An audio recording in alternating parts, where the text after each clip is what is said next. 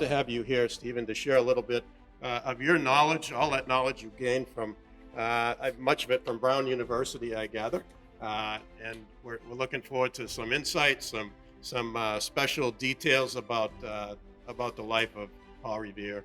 And we're not going to check your dates. He said you might hear some dates that might not be quite right. We said I don't expect that's going to happen. So thank you so much for being here tonight, Stephen, and we look forward to it.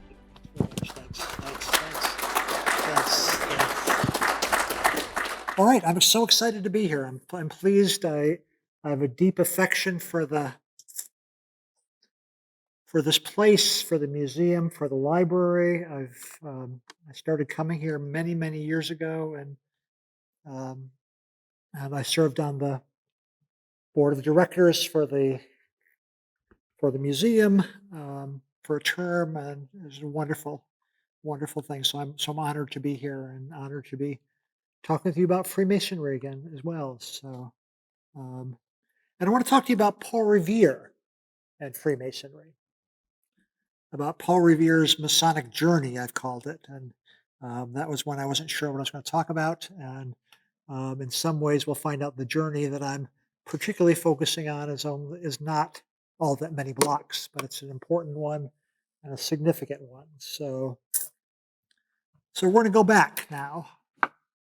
And essentially, an anniversary for this year. We've already missed the actual day, but the same year, we're going to go back not to 1775, not to the Midnight Ride, not to 1976 for this wonderful institution here, but for 1795, so 230 years ago, on the 4th of July. Now we're going to see why that's an important day, and I'm going to work from there to try to see what happened to Paul Revere on that day and the state, and then look a little bit at the Masons who were deeply involved with that, and then at major changes that were going on within Freemasonry over the course of these years and in the years before. So July 4th, 1795, William Bentley, a Masonic brother from Salem, extraordinary person. We'll be hearing a little bit from him throughout much of the early parts of the lecture because he had a wonderful diary. But in his diary, he wrote commemorations everywhere. The 4th of July, that day. But the most impressive and the one that we remember today was the one in Boston. Because there, under the leadership of Paul Revere as the Grand Master of the Masons, the Grand Lodge of Massachusetts went in procession, at first from the old State House to the Old South Church to hear the oration, which was set up for this as sort of the city's official oration. But what happened next was even more extraordinary. Because after that, Revere and the Masons joined in a procession with the state government leaders and went to Beacon Hill. This is a very important moment because at this point, the new State House was about to be built. Here's the State House in the middle of the 19th century, a little bit more as it originally appeared. But in July 4th, 1795, this building was not there yet. And what they were doing was getting ready to lay the cornerstone for this State House, which has now lasted hundreds of years. And Revere is given a major position in that procession. At the front of the procession was a military troop and military music, a military band. Then came the cornerstone itself. A lot of carts decorated with ribbons and being pulled by 15 white horses. And after that comes the fraternity, the Masonic order, going from brothers who didn't have positions by their Masonic degrees, coming to local leaders, and eventually culminating in the Grand Lodge, the Masonic organization, which is in charge of Masonry in Massachusetts. And that part of the procession culminates in Paul Revere being attended by the Deputy Grand Master, the Grand Stewards, and the Grand Sword Bearer. So he's marching there with people who are attired in very fancy kind of things. Somebody presumably holding their sword up to show that partly that he's being protected. And only then does the state have a few people there who are being represented, including the governor and the people who were setting up this new building. When they arrived at Beacon Hill, the procession parts. It divides into two, so that the governor, Revere, and his deputy Grand Master primarily are going to pass through them, get to the point where the cornerstone is going to be. And during the ceremony, or at least at some point during this process, Paul Revere, as well as the governor, addresses the crowd. And it's he and the governor. Revere and the governor are the only people who spoke outside of the ritual itself. And Revere, in the process of this, we're going to look a little more about at this writing here from Revere. But he makes a point, a statement which gives rise to the title which I assigned to this. He said, "We want to show the world through this ceremony and through actions that we mean to live within the compass of good citizens." We mean to live within the compass of good citizens. And compass there means the geometric sort of compass, which you maybe we call them protractors, maybe it's something quite like that today. And so, and in Masonic language, the people are supposed to operate. Here the compass opens up, but only to a certain amount, and people are supposed to live within that boundary. And so he suggests that Masons want to live within the compass of good citizenship, of good citizens. And so this event and Revere's words provide a way for us to examine Revere and his Masonic world. So I want to examine sort of his fraternal journey, not only from the old State House to the new State House, but throughout his life. There's to learn more about him, the people around him, his fraternity, and his view of the world. So we're going to look at the ceremony on Beacon Hill. We're going to look at the people at its center, and at the leader, Paul Revere, that had helped Masonry move into new areas, something which made it quite different by the middle of the 1790s than it had been 30 or 40 years before, a generation before.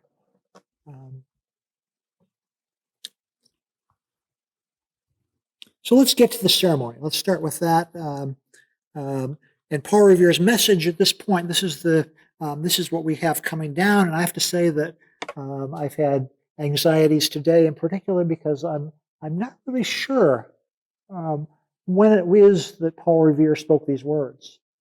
And I even have anxieties that maybe he actually never spoke them. Maybe they were written down and he didn't get a chance to give them or something, because it doesn't seem as if in the discussion, in the reports of the ceremony that I've seen, doesn't seem as if there's a place where he speaks there. But I'm just going to assume, and this is something clearly written for a cornerstone there. And he says, "Worshipful brethren." And he's talking to the Masons here.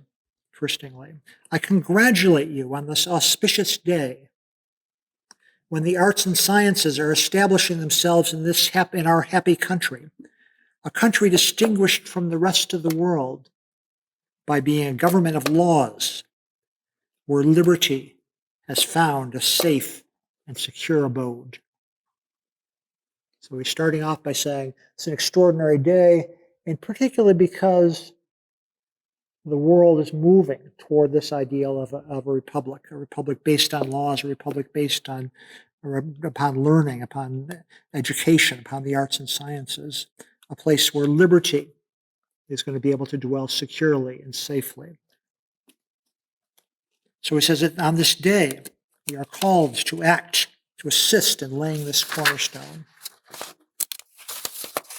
And he goes on to say, may we, my brethren, so square our lives and our actions through life as to show the world of mankind that we mean to live within the compass of good citizens, that we mean to and wish to stand upon a level with them, that when we part, we may be admitted into the temple where reigns silence and peace.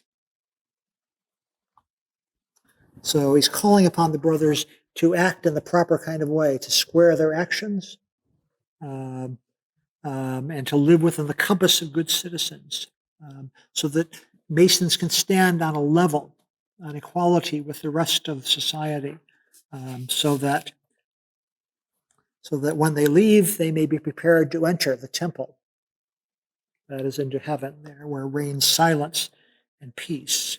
So this is a language. You can hear it. If you're a Mason, or if you've been around Masonic sort of things, you probably know this language to a great extent. But it's a language of metaphor, which relies on building tools. In some ways, that sort of belies the workaday nature of these objects, and sort of gives them a new kind of solemnity, a new kind of elevation. And so often for Masons in this period, Masonic language provides a sort of new way of talking about things, which raises up the kind of things they're trying to talk about. And I would say as well that if we're going to think about this ceremony as a whole, that we think about this as an act of elevation, of trying to raise things up. So, in fact, in some ways, this is a literal sort of thing, because they are moving from just off of Long Wharf. This is the old State House from the 17th century. And if you were to come down here, you'd see Long Wharf a little bit off to the right there. This is where the Boston Massacre would have taken place. So this is the commercial center of things. Now they are moving from the corner of King Street and Queen Street up to Beacon Hill. So they are. I won't take time here but they're heading to Beacon Hill. This is Beacon Hill in the 1760s. You can see the Common, Boston Common there, and up at the top you can see on the right, you can see this is where the Beacon took place, and that house to the left is John Hancock's house. John Hancock, the wealthiest man, the most important kind of political figure in Massachusetts at this point. So he is there, and then off to the right there, what's some people suggest is maybe John Hancock's cow pasture, which sounds too conveniently kind of odd to maybe be truly true. But so off to the right is where this new State House is going to take place. So they're moving up the hill there to the center of things, and they're engaged in the ceremony itself, which is quite solemn, to make it a place which is holy in the kind of literal kind of sense. Holiness meaning being set apart, being dedicated to higher values. Of course, the 15 white horses are also a sign of that kind of extraordinary nature of these kind of things. And if you don't know why it's 15 horses, you're like I was maybe a couple of days ago. There were actually 15 states in the Union at this point. So they are. This is recognizing that Massachusetts is part of the larger nation. There, and so the cornerstone ceremony ensures that the building is properly aligned. You place the cornerstone in one place in a spot. You make sure it's in the right spot. You make sure the stone is in good shape, so that from there you build the rest of the building. So it is the thing which sets it in place, which makes certain that it is properly aligned. And of course, this point of the ceremony is not only aligned physically, but morally. That is pointing in the right direction, oriented kind of correctly. And so they would have used the square and other things to suggest that the stone was a correct way. And so so people are supposed to square their lives and their actions, as Revere suggests in this charge here. So the governor then speaks. And the governor is somebody of great significance. I've left him off till now, but I imagine almost all of you will recognize him because it's Samuel Adams, the great figure in pre-revolutionary Boston and pre-revolutionary Massachusetts, who became the governor of the state. And he spoke in terms of political sort of things, suggesting, may this superstructure be raised, may this building be raised even to the top stone without any untoward accident, and remain permanent as the everlasting mountains. So may this building stay there. May the principles of our excellent Constitution, founded in nature and the rights of man, be ably defended here. And may the same principles be deeply engraven on the hearts of all citizens, and there be fixed, unimpaired, and in full vigor till time shall be no more. So it's not only the building he wants to remain permanent, but it's also the lessons of the building which are going to remain permanent, and the people who are part of the Commonwealth. And so this new building is a central symbol of this new government, of this new state created by the revolutionary government. But the ceremony is not only about the starting place, not only about making sure things are square properly in this world. It's also about not just about principles, but about prosperity. Not just about the root, but also the fruit, the results of this building. And here's where the Masonic symbolism speaks here. Because after they have declared the stone set up properly, they then go on to pour upon it corn, that is wheat, oil, and wine. That is symbols of agricultural success, symbols of agricultural security and those kind of things. So flourishing kind of things. So the pouring those things is meant to represent the kind of world which is beyond just listening to ideals, but also a world of where want is not necessary. So the health of the community is important as well. So Revere mentions these issues and his brief mentions in all sorts of ways. So there's our first sort of thing. And here I have to show you here. It doesn't seem like anybody's ever that I've found has ever taken a good picture of this. And now it's back. It's back in the foundation of the State House. This is a small silver plaque here, silver plate, which suggests that this cornerstone was laid in 1795 by Samuel Adams, Governor Samuel Adams, and by Paul Revere and the Masons there. So there it is right there. And this is a relatively small plate as far as I can tell, not too much bigger than something you could hold in your hand there. So it's there, and this is placed in there, and it's recovered again in the 1850s and later on as well. So there's the. So now we want to talk about who the people were. So we've seen the ceremony. We've seen the cornerstone set. We've seen the cornerstone be, in a sense, baptized by the fruits of agricultural success. Now I want to ask who are the people? Who are these people who are, as Revere suggests, meant to be models of good citizenship, models of people who are trying to improve society, to enrich life there economically as well as civically. And of course, Samuel Adams. I don't think anyone called him Sam Adams, except it's hard for us today with our beer environment not to think of him that way. But here he is from 1774, actually an engraving engraved by Paul Revere right here. So he was already thinking about that connection. There he is there with the kind of extraordinary thing with the, I think that's a king there, or some sort of ruler or somebody being trampled down, and they're standing on the attempt to destroy Massachusetts there.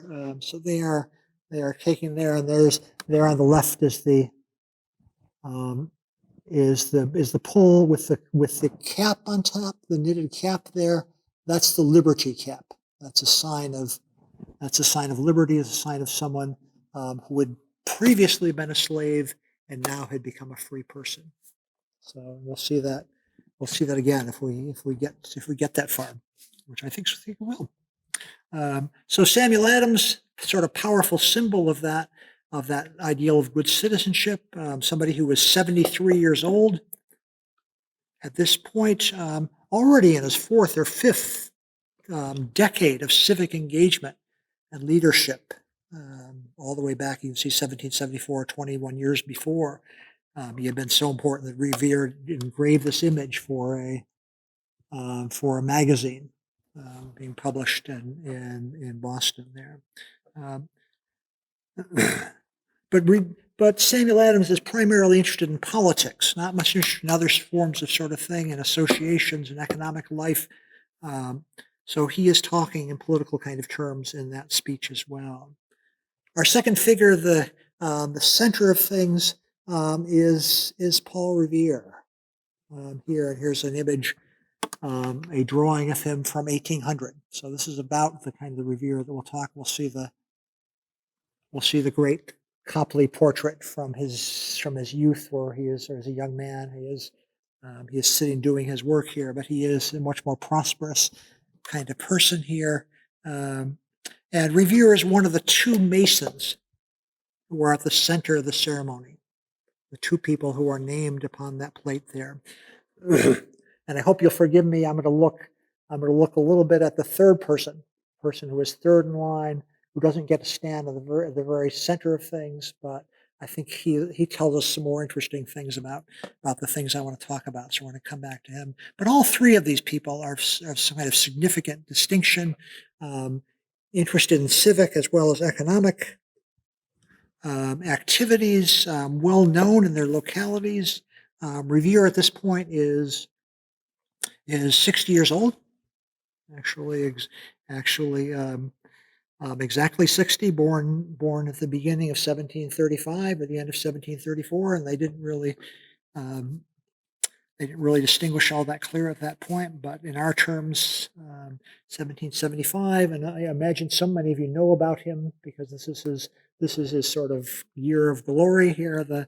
Someone who'd been an apprentice to his father, who was also a significant goldsmith there. But Revere goes on to have this kind of extraordinary journey economically, and as somebody who grew up as an artisan, somebody in that world, someone who moved on to become almost like an industrialist in our terms there.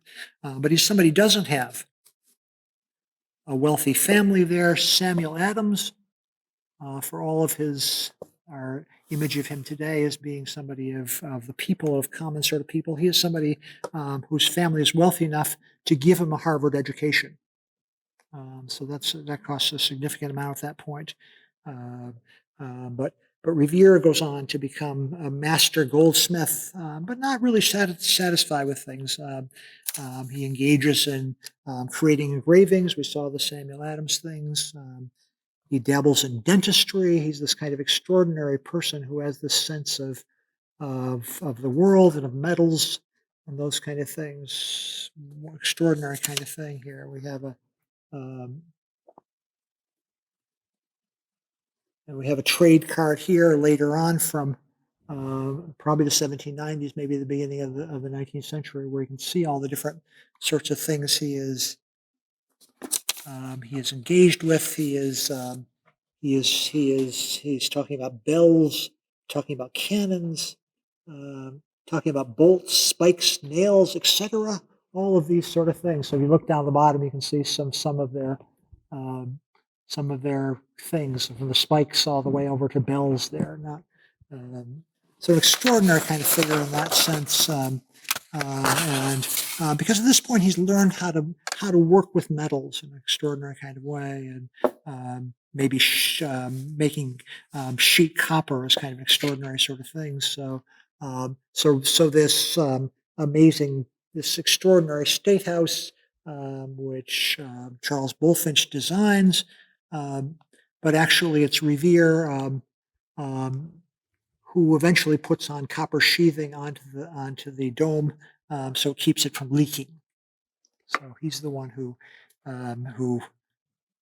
Samuel Adams said, "We want this to survive forever." Revere helps to do that in a way, keep the water from coming in. So an extraordinary kind of figure there, known at this point as Colonel Revere, partly from his very difficult revolutionary career, where he's a colonel in the militia there.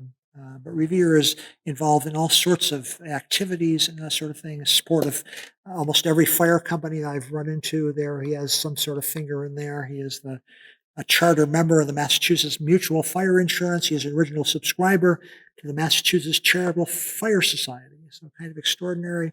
Later on, he becomes a supporter of Deborah Sampson, the woman who during the Revolutionary War enlisted and served, pretending to be a man during that time, and is actually injured there. And Revere is a very strong personal supporter here, somebody who keeps lending her money, who keeps helping her there. And eventually he's a key figure in helping Deborah Sampson to get a government pension for experience, the first woman to actually get a government pension. Revere is the person who writes the original kind of letter, which calls the government's attention to that. So Revere is a significant kind of person. He's involved with all sorts of things. I think it's important to recognize the limits of that, though. He is while he is a significant figure in Boston, and as time goes on, particularly with his bells, he becomes known throughout New England as well. But he doesn't hold any kind of statewide office, let alone national sort of thing. And he's not somebody who is a literary or a learned sort of person as well. So our second figure is someone who I couldn't find an image for. As far as I know, there's no image of him. But he's William Scully, somebody who I think who is serving as the deputy Grand Master, the person that the Grand Master chooses sort of as his assistant, the person who is going to help him do that work there. He's not somebody who has to be elected, not somebody who's given there. He is given that role so that he can be the helper there as well. So, but he has in some ways a sort of similar profile, although he holds more formal offices than Revere. He is a selectman of Boston for a few years. His father was actually a long-time member of the select board. Scully is also a colonel, but he seems to be much more successful militarily. He is the head of the Boston Regiment at this point. So he seems to be quite successful there, but he's just as ambitious, just as energetic about serving, about new activities. He starts off as an apothecary, so we can find a 1785 ad where he's saying, "I moved my shop, and we have a large and complete assortment of drugs and medicine of the best quality," he says. But within 10 years, he has moved to become the secretary of the fire insurance company. somebody who was involved there, who was by 1798 in the city directory. He is listed at the fire insurance office. So he is there. But Scully is also civic minded as well. He is one of the key subscribers to the Federal Street Theater, which had been created a couple years earlier. The subscribers of funds to build that theater there as well. And he'd worked with Charles Bulfinch, the great architect who designed the Massachusetts State House. But he works with Bulfinch on Bulfinch's greatest kind of largest kind of endeavor, something which actually leads to great heartache on the part of Bulfinch there. The creation of what's often called the Tontine Crescent, or perhaps as Franklin Place in the area, Franklin Square. And the Tontine Crescent is this kind of extraordinary set of buildings which is designed to look like a fancy English city there. And here we have the from the 1850s, 1860s, 50s, I think 53. You can see the central sort of thing there. You can see the extraordinary kind of thing, and you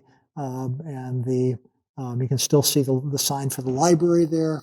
I think it's the social library at this point, but it's called the Boston Library at this point. And then also the Bulfinch and Scully also offered the area up higher to the Massachusetts Historical Society, so that they could use that area for that kind of thing.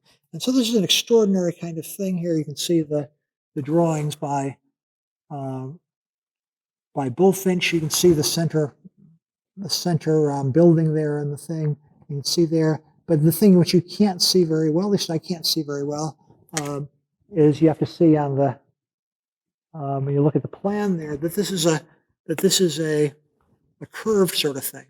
It's like a very fancy kind of 18th century English sort of thing there. So an extraordinary sort of thing. So in the right about the time we're talking about, I think beginning I think it's still Franklin Street in Boston. Yeah, sorry, Boston. It's been torn down. It was torn down pretty quickly after that. That's why that old cheesy portrait there. So, and so when you looked in the newspaper to find out about this, it would say, if you want to think about buying into this, looking into this, you need to apply to Bulfinch or to Scully. So in some ways, which I haven't seen any kind of official sort of thing, Scully is clearly involved quite there. But unfortunately, there wasn't all that much there. The buildings were economic failure. Bulfinch ends up going bankrupt only a few months after the cornerstone is laid for the state capitol.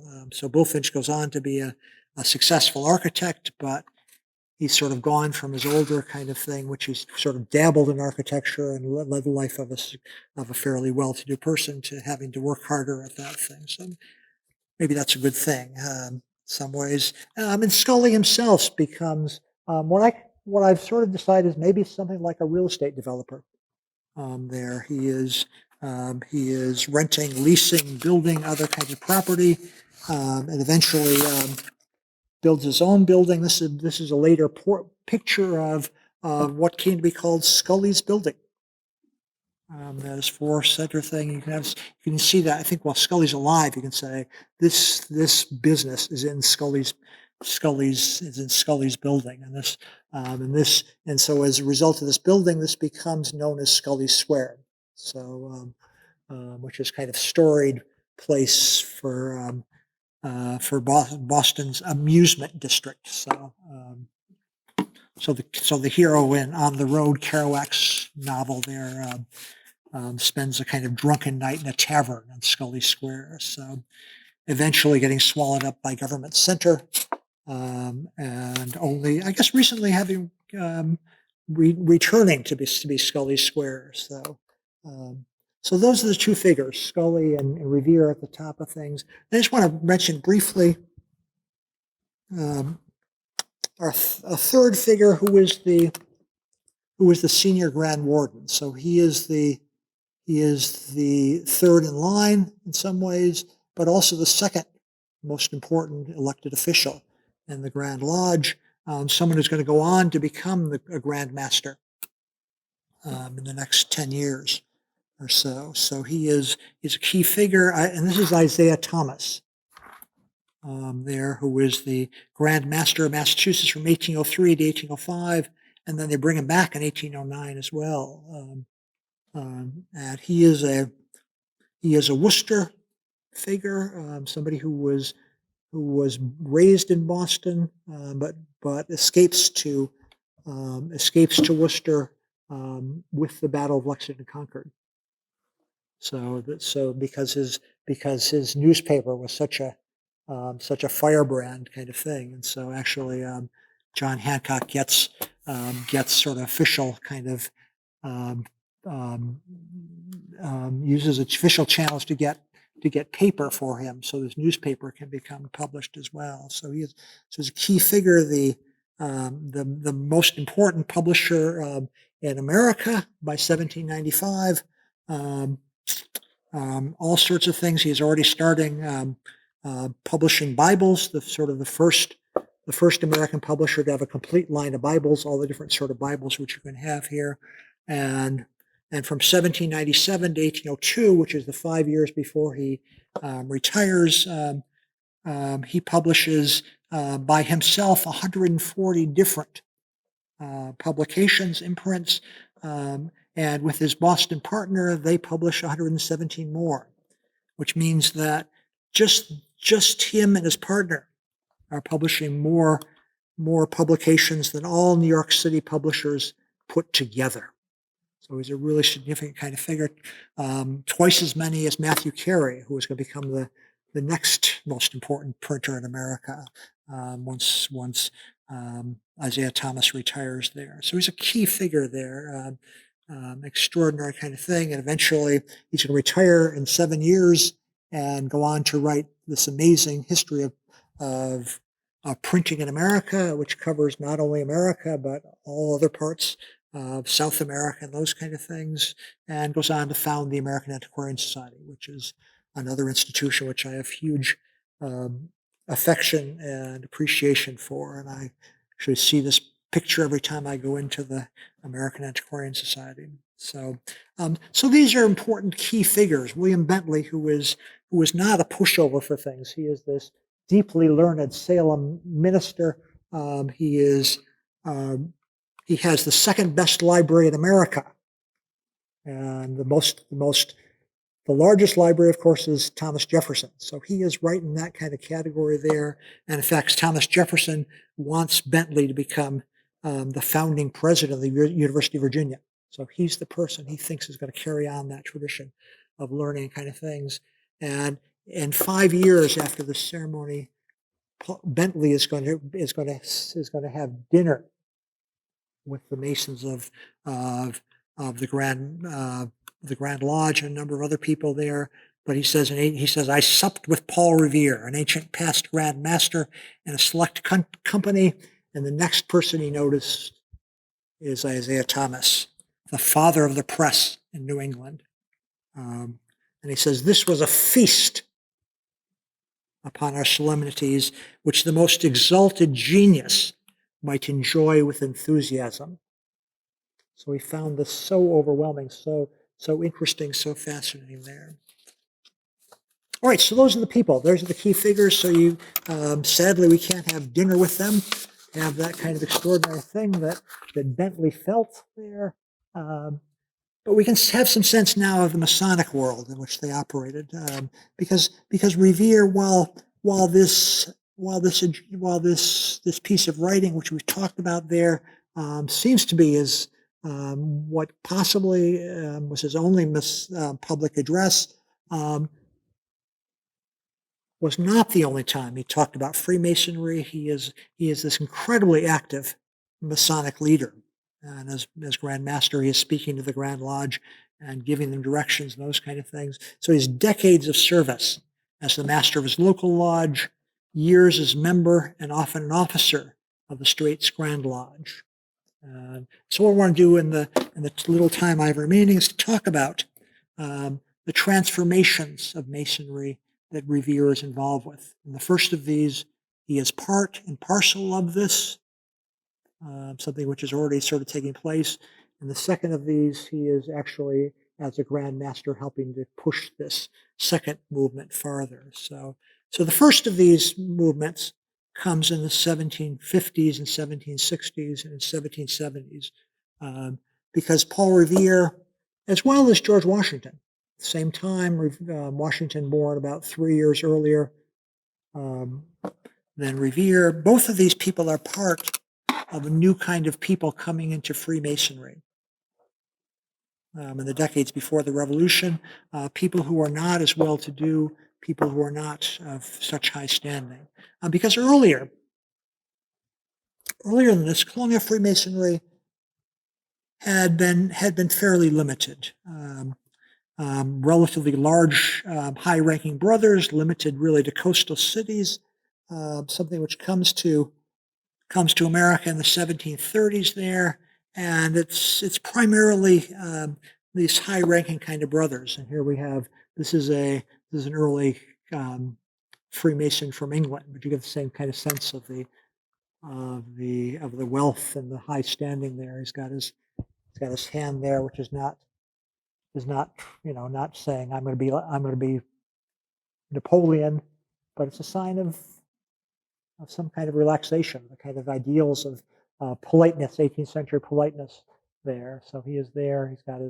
He's standing in a very 18th century genteel kind of manner. So he's got the sense of the world, which is not want to stand up like a military person. Instead, you show how relaxed you are.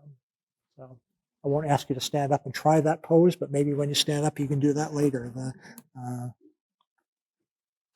So this is the organization here, a group which begins with Boston's St. John's Lodge, 1733, and had this kind of high level sort of thing. We have almost no pictures of early Masonic processions, but here's another non-Masonic thing where you get some sense of the procession here of the first anniversary of the Tuesday Club in Annapolis, Maryland. Here they are there. Here's the person, bowing to them as they go, as this elite group goes by. And it's even more extraordinary in 1739 in Boston. It says, almost all occupations ceased. The streets were covered. Windows, balconies, battlements of churches and houses were full of spectators who were highly pleased with the appearance of so many gentlemen. So that's what these guys are trying to suggest. We are central to this community. We are key figures which are standing above it, maybe rather than Revere saying we want to show we're on a level with the community. These are people who are standing above there. The first lodge, in fact, charged to be admitted £10 in money, essentially, which is which is actually more than a sailor would make in 2 months. So these guys are asking for a lot of money, in part to say, no, you can't come in. You need to be there. In fact, they said, yeah, we charge a fee, but said any man of merit would be able to afford this. So they're saying we are part of this upper kind of group there. So this is a small kind of organization. But around the time of the Revolution, Masonry begins to expand, and people are moving into this who are not part of these higher levels of society. And the central group to me in this is the Lodge of St. Andrews. The Lodge of St. Andrew in Boston, 1750s, a group of Masons who are often from a lower level within the society, not the bottom things, but somewhere near the top, but not aspiring to there. So, and these two people say, why don't you let us in? Why can't we be brothers with you in this St. John's fancy lodge? And their Grand Lodge says, well, maybe we might initiate some of you, but only those who have good character, which again, you can sense the condensation, condescension, there, the extraordinary kind of thing. So the Lodge of St. Andrews begins to be created. They have a charter. They get a charter created by the Scottish Grand Lodge, 1756. 1769, they form their own Grand Lodge, which is partly Paul Revere as a figure from 1761 there, and the first one of the key leaders of this is Joseph Warren, the physician who was an extraordinary leader of the Boston opposition, killed at the Battle of Bunker Hill, and becomes this sort of key figure. You can see him being lionized. He's one of the first great heroes of the American Revolution there. So this is the thing, and they sorry, I'm going the wrong way. So you can see here, this is the place where St. John's Lodge and this Grand Lodge connected with it is created there, the Green Dragon Tavern, which the Masons there Masons, they say, we want to name this Mason's Arms. A little embarrassing, the Green Dragon, and nobody calls it that. So these are part of this lower kind of organization there.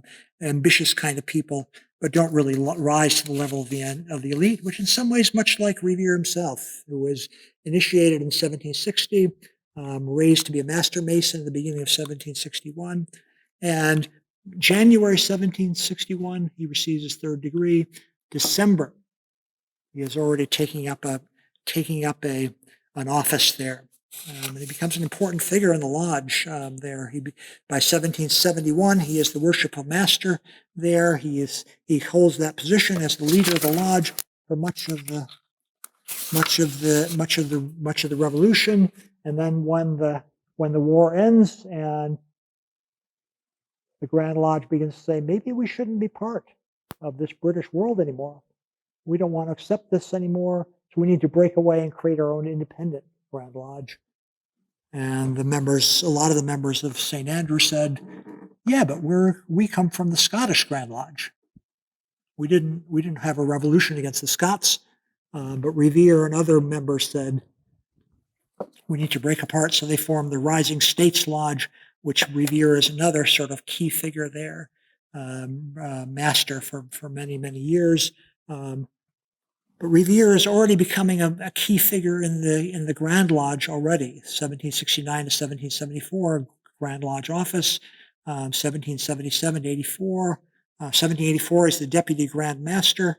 And because of all his leaders, all his time leading in the lodge, he is an officer almost continually there. So, and in 1794, at the very end of the year, he is made the Grand Master there, and he holds a 3-year office there. So, is a key sort of figure. By this point, by the time you have the ceremony, he's been a Mason for about 35 years, and I estimate that about 33 of those he had held Masonic office.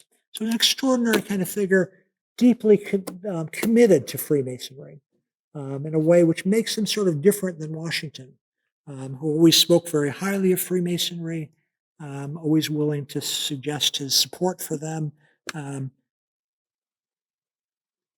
in some ways, Washington is sort of symbolically a key figure, someone who gets asked to do things and agrees. Revere is somebody who was in the trenches doing the work year after year after year, an enthusiastic participant. William Bentley in 1796, sort of a year later, suggests Colonel Revere enters into the spirit of our celebration and enjoys it. So Revere is part of that change there, although I don't think he's he's coming in as part of that. But Revere is also just as important for another part of it, another sort of expansion here. If he'd been part of that social expansion, now he's going to be an important figure in the geographical expansion there. The 1795 ceremony suggested kind of a Boston-oriented situation. institution there. But Thomas was worshipful master of the head of the Morning Star Lodge in Worcester, a place which is a small town at this point, only about 2,100 people in 1790. A lodge chartered in 1793 before Revere as Grand Master, and actually had their jewels made by Paul Revere. If you get a chance later on, you can actually see Masonic jewels made by Paul Revere, which Hillary has so nicely put out there. So Thomas is sort of the key figure there. He is one of the first deputy district grand masters there. So in some ways you're already seeing an expansion, but it's under Revere that this is turbocharged. This is greatly expanded there. And I've tried to suggest this in a really not a great example of how to use maps and those kind of things, but it's the best I can do quickly there. This is so you can see by county there. There are 3 numbers each one of those, and so the first of these is up to 1789. I think these are the lodges which have survived up to 1792. So this is not every lodge created in Massachusetts, but it gives you a sense there. So Nantucket has a lodge before 1790. Boston has 5 lodges before 1790, and Essex County has 6 lodges before 1790. But notice what happens there. Essex, no lodges in the 1790s up to 1797, when Revere finishes being Grand Master. Boston, some growth here, but notice how many of these other places. It's the second and particularly the third number, which is so important. So actually, you look in Western Massachusetts there. So all the way out in the west, you had 2 lodges there, none. And the next tier down there, 1 in Worcester. So that whole half the state, only 3 lodges before 1790, and just in those 3 tiers there, you have 4 lodges, more than all you had before, just in those lodges where you had nobody there. So Norfolk as well, similar kind of thing. Plymouth, Bristol. So all of this is changing. So Revere is helping to create this, and in fact, there are so many lodges there. There are almost as many lodges chartered under Revere's leadership as there were that had existed before in 1792. So extraordinary kind of thing. But it's important to recognize, and this is I think, key to understanding Revere, is that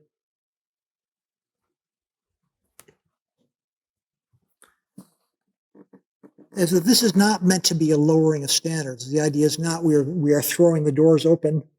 We want everybody to come rushing in. This is very much designed to allow people who are of high standing, people who are of high moral standing, who are people who want to work for the good of the community there as well. So and so Revere, while he is opening up Freemasonry to all sorts of areas, he is also very concerned to make sure that lodges, before they admit anyone, submit the names to the Grand Lodge. Go check if the person who wants to be initiated comes from a different town.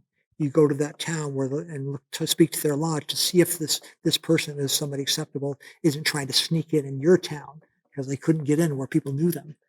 So he's very much concerned about that. So he is encouraging people to investigate there. And this, and I mentioned Deborah Sampson, the Revolutionary War soldier there. The thing which sets off the petition movement for him is he writes to the congressperson, and he says, "I've spoken to all sorts of people about her, and it is not a few people I've conversed about her. And all of them speak of her as a woman with handsome talents, good morals, a dutiful wife, and an affectionate parent." So all those things which Revere wanted Masons to be concerned about as well. So there, so a kind of extraordinary thing. After Revere, things continue to grow. But by 1799, the Masons are beginning to say, wait a minute, we need to pull back for just a little while. So they suggest we're not going to have lodges for 2 more years. And the Grand Master even suggests, we're having all these public installations where we have a new lodge, we have these wonderful ceremonies, people come to see them, and he says, maybe that's not such a good idea. Maybe we're just getting people who are merely curious. We're getting people who just say, oh, this seems like a cool kind of thing. Why don't I just join for fun? He wanted people who were significant as well. So Masonry is a significant kind of part of this community, and Revere is part of that kind of ideal here. So I think we can see something further there that, Masons in 1795, you can see with the ceremony, they're beginning to take over a central role in the civic realm. Masons are the people you turn to dedicate buildings, to dedicate public event kind of things. So these Masons who want to stand on the level with the world of mankind, who live within the compass of good citizens, now Masonry is able to represent that new order, represent the new values that Samuel Adams and Paul Revere talked about there. So, and here we have, this is one of my favorite images. This is a songbook from the 1790s here. You have George Washington there as the key figure. You're celebrating him. But notice here, there's the Liberty Cap, sign of liberty there. And this is meant to be America.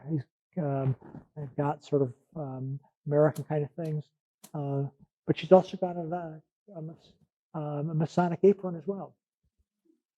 So America itself seems to be represented not only by liberty, but by the fraternity itself as well. I guess liberty, equality, and fraternity is what the French called for there. So the Masons are able to represent this new order, taking on this role of becoming sort of priests for this world, for when you need to dedicate a new building, and so they're representing the people. So 1793, this is George Washington at the United States Capitol building is laying the cornerstone there. He's wearing quite possibly wearing this apron. I lose track of all the arguments about it, but I think that's the one there. And then to give another sense, the same year of 1793, you have this is the plate which was placed in a building at the University of North Carolina, the old East building, the first building of the University of North Carolina. Very similar, of course, to the one we talked about here. So again, Masons are taking on this new role throughout this nation. So Paul Revere is an important part of that, and a significant figure there. So I think we'll leave things there. If there are any questions, I'll be happy to answer them, happy to talk about this. And thanks so much for having me.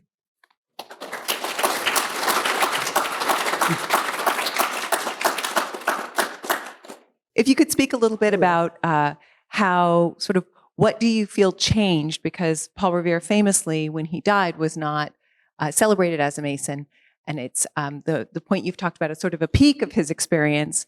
If you've thought a little bit about what changed. Yeah, I never thought about that. So you're saying people didn't really make much deal about that. Yeah.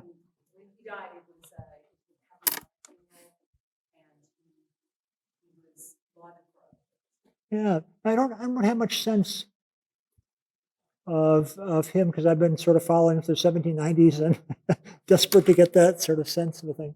And it's partly once you get to 1797, he is term limited, so he is no longer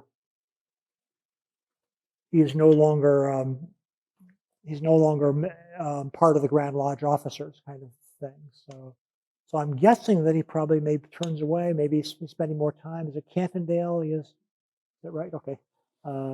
Maybe he's spending more time there. So I don't know. It's a great question. I wish somebody would answer that, but maybe I'll have to. Thank you. That was our Paul Revere House question too. Just thank you, Hillary. We have one that relates to whether or not Revere had the distinction of being Royal Arch or Knights Templar. Yes, I believe he was a member there. I was trying to look and see if I could see anything about his office. I don't know if that's the case, but he did receive those degrees, as did Isaiah Thomas. And I need to check for sure, but I've seen people suggest that he was the head of the Massachusetts Royal Arch kind of organization. So, but I don't have a sense that it's really important for Revere there. The other name that comes up is Joseph Warren for those levels as well. So For those degrees. Oh, yeah. I'm not absolutely sure that, they're much, this, I've left off the technicalities of these two groups, the new group and the older groups, and those are connected with divisions within British Masonry as well, because what happens is the original Masons, the Masons who helped create Masonry in a speculative form, that is Masonry as a fraternal order rather than as something connected with the craft of building. These guys get challenged by the 1750s or so by groups sometimes connected with Ireland of that sort, and these guys claim we are the ancient Masons. We are the people holding on to the original kind of things. You guys are just moderns. It's kind of a weird idea. The people who created the whole thing, who in my mind originated Freemasonry, they get tarred as people who are just innovators, and these other people are suggest. So they're the ancients there, and one of the things which distinguishes the ancients is that they tend to think of the Royal Arch as a part of that. So there are three basic degrees within Freemasonry, and then there are what comes to be in America further degrees there. And the first one beyond there is the Royal Arch, the system there, and the Knights Templar. So I'm guessing that's why these guys are a little more curious about that and been involved there. But Pass the microphone down one. wow, so this is the Revere yeah. House, murderer's row here. Yeah. Right. So it's Hillary striking. had her chance at me, and Yeah. you got me staggering here. So go ahead. It's striking to me when I hear or read depictions of Masonic ceremonies in this time period with things like a cornerstone laying, where this private group is fulfilling this civic function and is a big part of this public ceremony. Do you have a sense of how this was viewed by non-Masons, either men who chose not to become Masons or were not eligible for a variety of reasons, or by women or others? What was their kind of impression of the role of this? Yeah, no, I've never seen anybody say, "Look at those guys there. Why can't I be there?" kind of thing. So I don't think there's that so much. But there are certainly people who are feeling upset about this rise of Masonry. And I think, so often these are significant figures who are leading this sort of thing. So in the District of Columbia, it's George Washington. And what can you say? What can you say about George Washington? Certainly 1793, and not much to complain. So there often are people who are at the top of things. It's really interesting. I haven't figured this out, but it seems to me the case that Boston doesn't really reach into the highest levels of the well-to-do and the more prestigious kind of people there. It seems like Harvard doesn't have much connection with Freemasonry either, although the person who precedes Revere, who is John Warren's brother, or is it John Warren? Lost track of my Warrens here, but Joseph Warren is the Grand Master. His brother takes up the Grand Mastership, and he's one of the first professors at Harvard Medical School. so there is that sort of connection. It seems to be doctors seem to be a popular kind of leadership group there for some, but you have the Cabots and the Lowells, say, who are probably coming into Boston about this time and setting themselves up as key figures, maybe living in some people like that living in the Tontine Crescent there. By the way, Judith Sargent Murray, one of the great early kind of feminist writers there, lives in the Tontine Crescent there for a lot of years. So I'm not absolutely sure, but I think part of it is also who has standing within that public realm, and part of what the revolution has done is that it's thrown out people from the public realm. So the king is no longer you no longer have a king. An aristocracy, you can't have an aristocracy. I was thinking of looking to see if there are any ceremonies at the foundation of the first State House, but I'm guessing if they had anybody, they certainly would have called upon the Congregationalist minister or two to pray, maybe to speak as well. By the time you're at this point, there's no longer a church which has that kind of standing, right? So who's going to go there? Masonry seems like a fairly maybe almost less worrisome kind of thing there. So it's really not till the 1820s or so that you begin to, or beginning maybe 18 teens or 20s, you begin to have a sense of, we're great, we're this extraordinary kind of thing, God created us kind of thing. That's more of a later thing. So those are just some thoughts. That's not a very clear, precise answer, and I sure wish I'd found somebody saying, why can't I do that? So, any questions?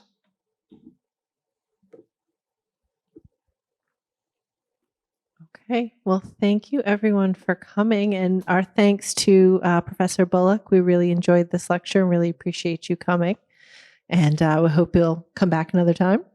Give you a round of applause. Thank you very much. Thanks so much for coming. I really enjoyed to talk about this. Thanks. Bye-bye. All right, thank you. And anyone who's here, if you'd like to come to another lecture, I know the Paul Revere House has a couple more lectures coming up as part of their Lowell series. There's some postcards outside. And for those at home, it's on their website. Same thing here. We've got a lecture coming up in November with Joel Bowie. We have a little more information outside. And again, for folks at home, it's on our website. And we want to thank you all for coming tonight. Thanks so much.